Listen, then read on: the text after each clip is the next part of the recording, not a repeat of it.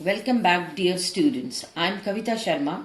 I hope you have gone through the previous videos on sentences and their types and practiced enough. Today we are going to commence our new topic, tenses. Let's begin. Time is a universal concept with three divisions: present, past, future, and four aspects: simple, continuous, perfect, and perfect continuous, and in all 12 tenses. Now, what do we mean by tense? By tense, we understand the correspondence between the form of the verb and our concept of time. Now, for example, I am teaching. We are talking about something happening in the immediate present. Teach, here is the verb, and we have used am plus ing with the verb which is in continuous tense. Now, am teaching corresponds with our concept of time, that is the present. Now we come on to present simple. As you know, present simple is formed by putting first form of the verb. Here the formula: subject plus V1, that is first form of the verb. And see, in case of third person singular, we add s or es with the first form of the verb. By third person singular number, we mean he, she, it, any single name. Here you see a table indicating pronouns which take s or es with the first form of the verb, and that is he, she, it, and any single name. And on this side, I, we, you, they. These pronouns do not take s or es with the first form of the verb in present simple tense. Simple present is timeless. Now the chief uses of simple present tense. First is habitual action, something we do on regular basis, that is routine.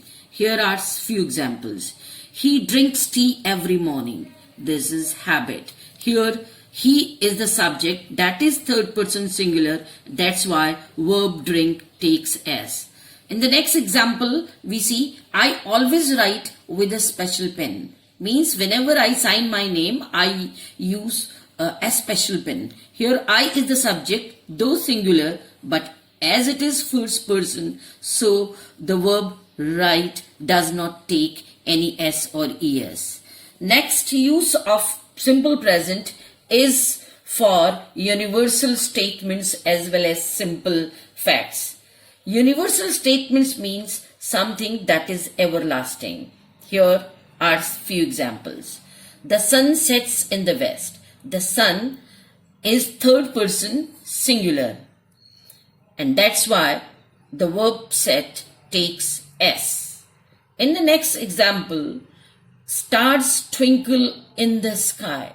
Stars third person but plural, that's why the verb twinkle does not take any s or es. And the next use of simple present is in newspaper headlines. For example, peace talks. Now we are going to talk about negative sentences and questions in simple present. While making negatives and questions in simple present, we use do and does. Do is used with first and second person singular, that is I and you, and all the other plural subjects such as we, you, they, etc. As far as does is concerned, it is used with third person singular, that is he, she, it, and any single name.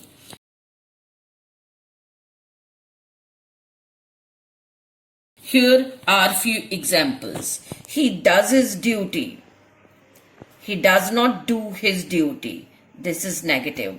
And the question is, does. We bring what does here. Does he do his duty? This is question.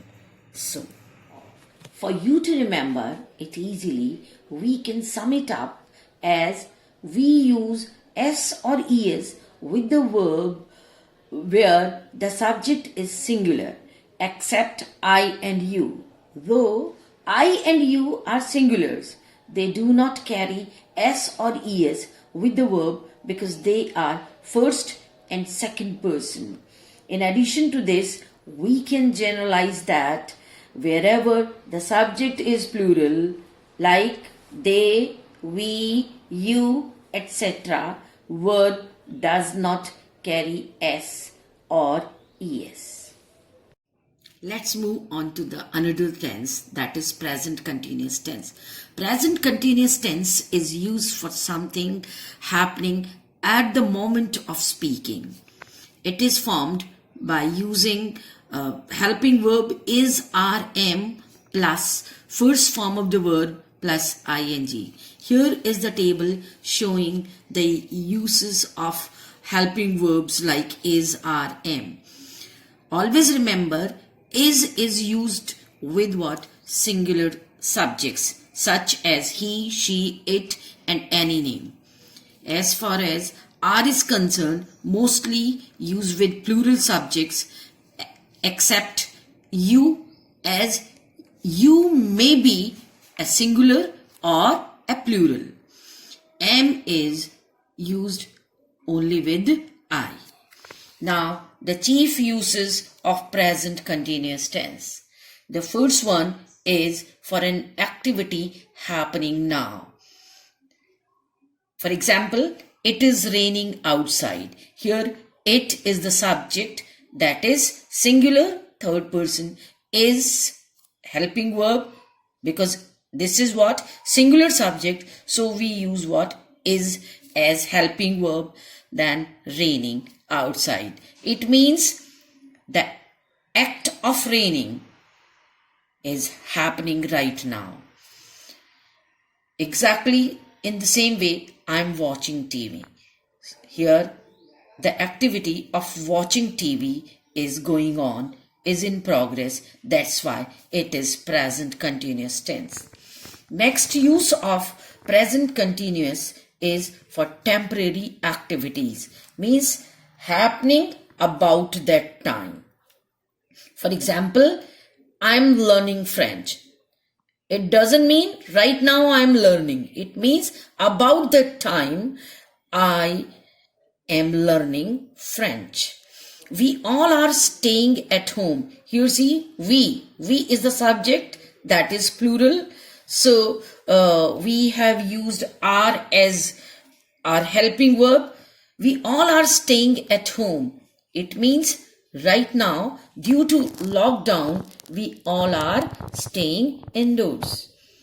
The third use of present continuous, that is changes happening.